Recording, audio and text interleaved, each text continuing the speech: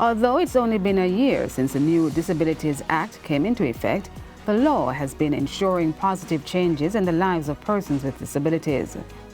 This is especially so as it relates to strides being taken to increase the number of disabled people being employed. Since the Act, local companies have assisted in training young people with disabilities on how to write resumes and prepare for work. Executive Director of the Jamaica Council for Persons with Disabilities, Dr. Andrew Hendricks, says more companies have become proactive. We have seen definite effort on the part of companies in terms of whether retrofitting their spaces, writing or drafting inclusive policies to include persons with disabilities, or indicating that they would require training for their staff, and engaging us at the JCPD to help to facilitate the provision of materials, so that they can make that training available to their staff. But training is not the only area where decisive action is being taken. The new Act has piqued individuals and companies' interests regarding matters affecting persons with disabilities. Dr. Hendricks says local companies have expressed worry that disabled persons are not applying for positions at their companies.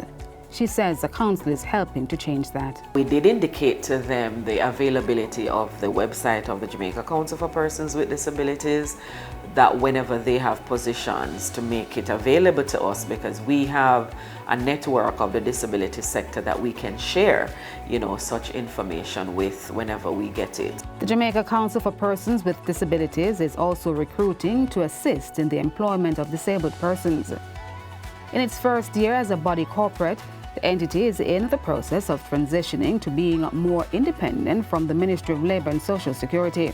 So we too are in the process of recruiting, and we ensure that the disability sector is aware of the positions that are available so that they too can apply, because what better example, to demonstrate than, the council having, the people who have disabilities here in its employ.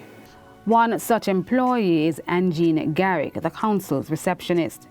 With the requisite training and her love of interacting with people, Jean's disability has not stopped her from finding gainful employment.